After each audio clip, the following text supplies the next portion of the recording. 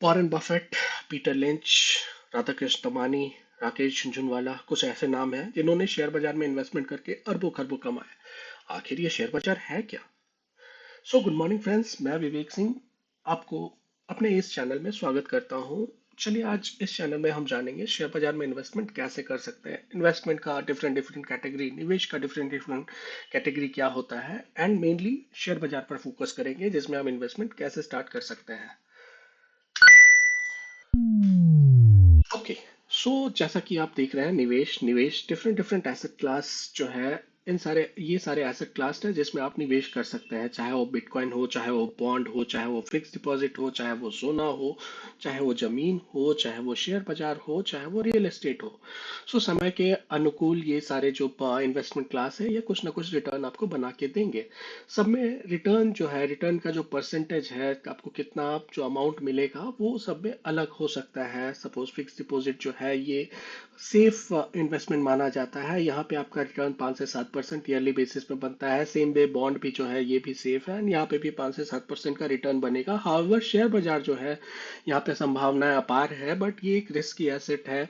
Bitcoin भी same way में यहाँ पे संभावनाएं अपार है, बट ये एक रिस्की एसेट है। जैसा कि आप जानते हैं कि सोना 1956 के दशक में कुछ 100 500 600 रुपया 10 ग्राम का था, एंड अभी के टाइम में वो 80,000 88,000 हो गया है। ये समय के अनुरूप ये बढ़ता रहता है, इसी को हम निवेश कहते हैं। निवेश आखिर हमें क्यों करना चाहिए? तो निवेश एक शक्तिशाली उपकरण है जो कि व्यक्ति को अपने संपत्ति बढ़ाने, वित्तीय लक्ष्य हासिल करने और अपने भविष्य को सुरक्षित करने में मदद करता है। अगर आप देखेंगे तो निवेश करके आप धन सृजन एवं वृद्धि कर सकते हैं। मुद्रास्फीति जो इन्फ्लेशन है उसको आप मात दे सकते हैं। आप अगर अपने पैसे को अलमीरा में रखेंगे तो वो पैसा बढ़ेगा नहीं, लेकिन अगर आप उसको इन्वेस्टमेंट करते हैं, अगर मिनिमम से मिनिमम फिक्स डिपॉजिट में भी डाल देते हैं, तो आपको 5 से 7% रिटर्न देगा, जो कि आप जिससे आपका इन्फ्लेशन जो है 4 से 5% जो कि एवरेज इंडिया में बढ़ रहा है उसको आप मात दे सकते हैं। वित्तीय लक्ष्य को प्राप्त कर सकते हैं।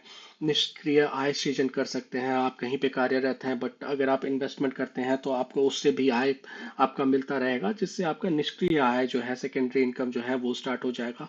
वित्तीय स्वतंत्रता एवं सेवानिवृत्ति की योजना, इसमें आप फाइनेंशियल फ्रीडम पा सकते हैं। आप जल्दी से जल्दी आप सेवानिवृत्ति प्लान कर सकते हैं अगर आपने सही समय में इन्वेस्टमेंट किया है, और आपकी इन्वेस्टमेंट की रकम जो है एक अच्छी खासी अमाउंट बन गई है। आप टैक्स का लाभ ले सकते हैं अंडर सेक्शन 80C। चक्रवृद्धि ब्याज का लाभ उठाएं, जो कि कंपाउंडिंग एंड कंपाउंड इंटरेस्ट है, जो कि कंपाउंडिंग वे में आपका इन्वेस्टमेंट कहीं पे करते हैं तो कंपाउंडिंग वे में बढ़ता है।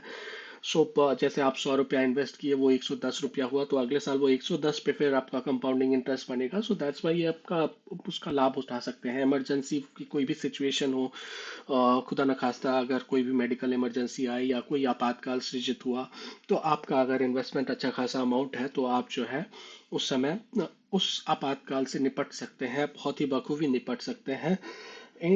और लास्ट जो है, आप अपना एक विरासत छोड़ के जा सकते हैं अपने भावी पीढ़ी के लिए। निवेश के सही तरीके क्या है? सबसे पहला तरीका तो यह है कि आप बहुत ही जल्दी, जितना जल्दी आप हो सकता है उतना जल्दी आप शुरू करें। अगर आप कोई भी कंपनी में अभी अभी ज्वाइन किए हो, या आप कहीं भी किसी भी जगह पे आप काम करना शुरू किए हो, तो ये मत समझो कि हम अभी विलासिता, भोग विलासिता में जाएं। आप एक कुछ अमाउंट जो है वो आप हर महीना बचा के आप उसको इन्वेस्टमेंट कर सकते हैं। लगातार इन्वेस्ट करें, मतलब एक डिसिप्लिन को फॉलो करें, and month on month basis पे जो भी अमाउंट आपका बचता है उसको आप इन्वेस्ट करना शुरू करें। विविधताएं को लाएं। डिफरेंट एसेट क्लास या डिफरेंट कंपनीज में आप इन्वेस्ट करते हैं, डिफरेंट डिफरेंट सेक्टर्स में आप इन्वेस्ट कर सकते हैं, खुद को शिक्षित करें। इन्वेस्टमेंट एक ऐसा जर्नी है जिसमें आपको बार बार जो है आपको खुद को शिक्षित करना पड़ेगा। आपको जो है, जो हमारा फाइनेंशियल जो चल रहा है, देश दुनिया में क्या खबरें चल रही है, उससे आपको अवगत रहना पड़ेगा। शेयर बाजार क्या है? सबसे पहले शेयर बाजार को समझने से पहले हम सबसे पहले शेयर को समझते हैं। शेयर क्या है? शेयर किसी भी कंपनी में स्वामित्व की एकल इकाई है। मतलब पहली इकाई जो है, एक छोटी इकाई जो है, उसको हम शेयर कहते हैं। कंपनियां क्या करती है? यह कंपनियां के लिए अपने स्वामित्व को छोटे छोटे हिस्सों में विभाजित करके और उन्हें निवेशकों को बेचकर पूंजी जुटाने का एक तरीका है। ठीक है। सो फॉर एन एग्जांपल अगर हम इसको देखना चाहें तो एबीसी कंपनी है जिन्होंने अपनी कंपनी को 1,000 शेयर्स में विभाजित किए हैं। And sorry. सो अगर उन्होंने अपनी कंपनी को 1,000 शेयर्स में विभाजित किया है और आपने उसके 100 शेयर खरीदे हैं, तो आप उसका 10% हिस्सा आप खरीदे हैं, आप 10% के मालिक हैं। इसका मतलब ये हुआ कि मुनाफे और उसकी संपत्तियों पे आपका 10% का आपका अधिकार रहेगा। सो शेयर बाजार के प्रकार, शेयर बाजार मेनली दो प्रकार के हैं, प्राथमिक बाजार एंड द्वितीयक बाजार या primary market and secondary market. Primary market वो होता है जहाँ पे कंपनियां सबसे पहले अपना आईपीओ लाती है एंड उससे फंड जुटाती है। सो इसमें डायरेक्टली कंपनी को फंड मिलता है। एंड द्वितीय मार्केट क्या है, जहाँ पे ऑलरेडी लिस्टेड जो कंपनी है उनका आदान प्रदान, उनके शेयरों का आदान प्रदान चलते रहता है, उसको सेकेंडरी मार्केट या शेयर मार्केट कहते हैं।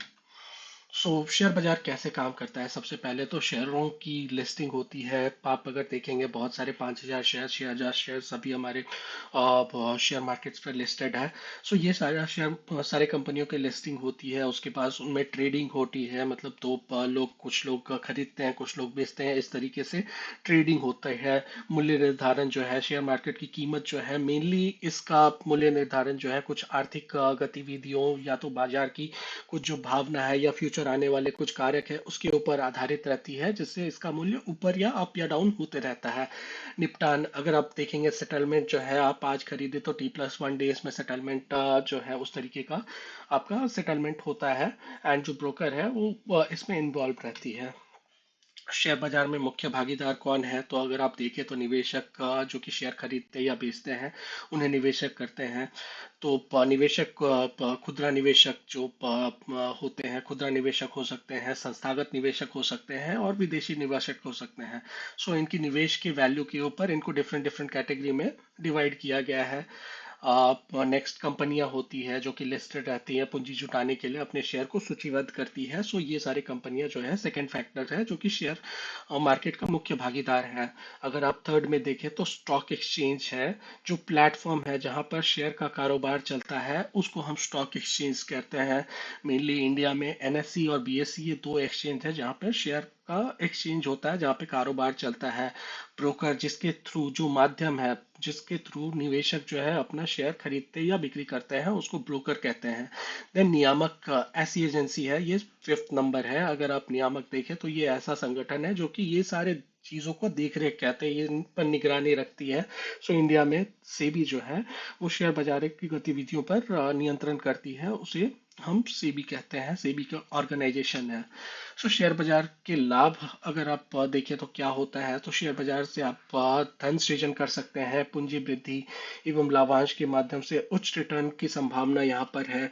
देखेंगे सेकंड अगर देखें तो तरलता, लिक्विड है, मतलब अगर आप शेयर शेयर खरीदे हैं और कल बेचना चाहे तो डेफिनेटली आपके लिए कोई वहां पे खरीदार रहता है जो कि आप तुरंत उसका सेटलमेंट हो जाता है। विविधीकरण, आप डिफरेंट डिफरेंट जो कंपनीज है, चाहे वो केमिकल सेक्टर में हो या तो फार्मा सेक्टर में हो या तो फिर आईटी सेक्टर में हो या तो फिर ऑटोमोबाइल सेक्टर में हो, ये सारे डिफरेंट डिफरेंट सेक्टर्स के शेयर्स है जो कि शेयर मार्केट पे लिस्टेड है। आप किसी में भी इन्वेस्टमेंट कर सकते हैं, आपके पास विविधीकरण का बहुत ही बड़ा अपॉर्चुनिटी रहता है जिसको आप अपना सकते हैं। देन पारदर्शिता, जैसा कि मैंने आपको पिछले ही ये में कहा, पिछले ही स्लाइड में कहा कि सेबी जो है निगरानी रखती है, तो यहाँ पे सारा जो भी चीज होता है एक पारदर्शी तरीके से होता है। एक टेक्निकल जो चीज है उसकी बेसिस पे होता है, टेक्नोलॉजी बेस्ड चीजें होती है। शेयर बाजार में जोखिम क्या है, अगर आप ये भी जानना चाहें तो सबसे बड़ा जो जोखिम है बाजार का जोखिम है। होता क्या है कि कभी कुछ जैसे कोरोना आ गया था तो शेयर बाजार धड़ाम से गिरने लगा, मतलब कहाँ 14-15 हजार से वो आके 7 हजार, मतलब 50% डाउन हो गया। तो इस तरीके चाहे वो रशिया यूक्रेन वॉर हो या फिर किसी भी तरीके का आप चीन या इंडिया में वॉर हो, तो अचानक से शेयर बाजार में इम्पैक्ट होता है। देन कंपनी विशेष जोखिम, अगर आप देखेंगे कि कुछ कंपनीज ऐसी थी जैसे यस बैंक का अगर एग्जांपल ले तो कहाँ वो 300-400 पे ट्रेड करती थी, बट उसमें जो है मतलब कंपनी में कुछ गड़बड़ी पाई गई जिसके चलते उसका शेयर जो है 10-20 रुपए पे के अंदर में सिमट गया। तो इस तरीके की जोखिम अगर आपने उस समय उसमें पैसा लगाया होता तो आपका पैसा कुछ फ्रैक्शन ही रह जाता।